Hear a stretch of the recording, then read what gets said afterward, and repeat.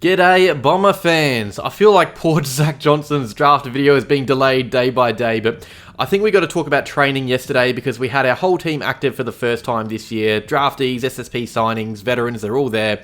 And we also had our 2-kilometre time trial with a fresh face taking home the dub. So there's a lot to talk about today, and I promise Zach Johnson's video will be out tomorrow. I'm very keen to talk about him, but first let's get on to a much needed training update. Okay, so most of this video is going to be about the 2-kilometre time trial, so we'll start talking about that. And now pretty much every club does this, even at junior ages. This is a very common occurrence. I remember doing the same in my days when my body wasn't completely destroyed. It's a bloody tough run because you're going at a pretty fast pace the whole time for a long distance. I hated it. It was my least favourite part of pre-season training, and from the pre-run interviews that the club did, it seems like the boys feel the same way, but it is a good indicator as to how players run out games, running at a pretty quick distance non-stop, and it's no surprise that the blokes who usually do well in these are the ones higher up the order, that they cover the most distance on game day. So Nick Martin, Mason Redman, these guys are always high up in our distance covered stats. Sam Durham.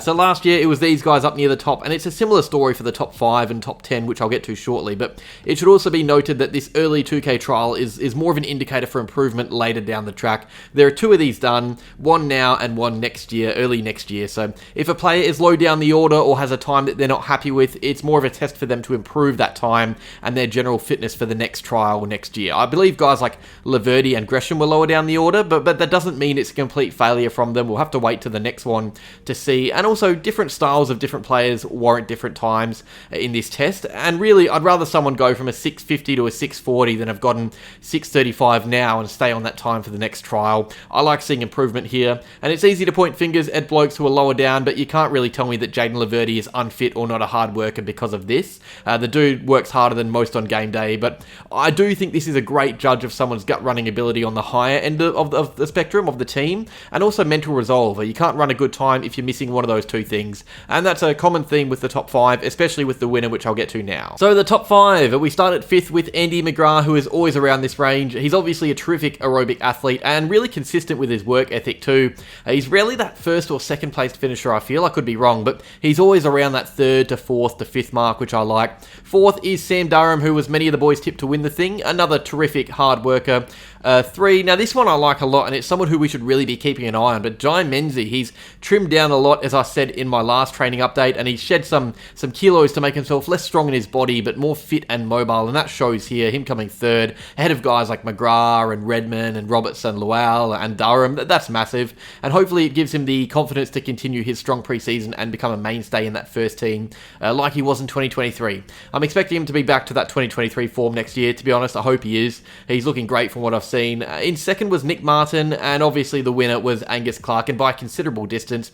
I did say in my video that he would come into the team and be almost the fittest there, or one of the fittest. He ran a 6:16 at the combine, which was the 3rd fastest. It's a very impressive time. Anything sub 30 is really good, but getting to that teens range, and I don't know what his exact time yesterday was, but to win by as much as he won by is just great. It's a testament not only to his fitness, which we've spoken about a lot on this channel, but also that mentality. I've said a lot that this is a really tough and resilient kid. He works so hard in all aspects, not just on field, but to get to this point. I've spoken about it at length in my profile video, so go check that out if you want to hear more about him as a player and a person. I'm more thrilled with this pickup by the day. He's a skinny country kid who might not play next year. He might take a bit of time, but he's showing signs to like for the future. I think we've gotten an absolute steal here, and Angus Clarke, I really like him. And to see him kind of already fall under Redman's wing is also great, because it's only going to improve his work ethic more, which is already elite. Now, some other runners who weren't in the top 5, but I want to give them some shout-outs because they were higher up the order. Lamont Lowell and Archie Roberts were up there. They were also up there last year, 2 really fit gut runners in their 2nd year at the club.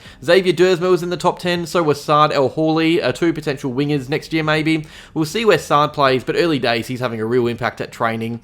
2 others to note, Jaden Newen, he's another very fit boy, NGA kid, so it was good to see him up around the top 10, but this one really surprised me. Nate Caddy, he was actually within touching distance of Saad El Hawley around the final straight straight from the vision that I saw, and that's really promising. It's a sign that maybe we have a forward that won't be that stay-at-home goal kicker, but that Jeremy Cameron up-the-field menace who just works that hard to be that marking target. I knew Caddy was fit, but I didn't think he was on the same level as some of the guys I've just spoken of. So Caddy is impressive early this preseason, with some of the guys I've already spoken about as well. Good signs from players in positions that require running. You want to see wingers do well, so Martin, Dersma, even Robertson and Hawley could play there. Then those roaming defenders like Redmond and Clarke and Newen. And just on Redmond, by the way, there was some really cool vision of him mic'd up. He had a bet going on with Angus Clarke, and whoever won this got free dinner or something. Redmond, despite being the competitive beast he is, was egging on Clarke to keep pushing and encouraging him, which doesn't sound like much, but when you're on a run like that, any form of talking is bloody tiring. So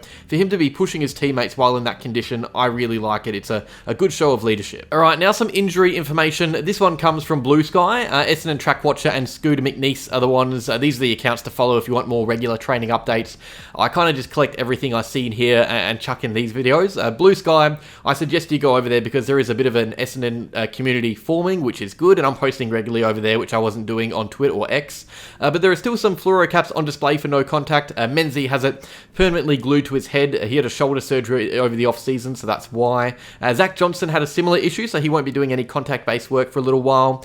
Zach Reed, I hope, is in bubble wrap until round 1. Lewis Hayes doesn't have a cap on, but I'm worried about that skin of his. He needs a personal sunscreen assistant or something, because 1 lapse in concentration is all it takes, and he'll be needing 9 litres of aloe vera. A few others. Ben Mackay apparently has a minor ankle issue, so he's limiting his work. Nick Cox is also off to the side just a bit as well. And Jai Caldwell had a small hip procedure done and is recovering from that.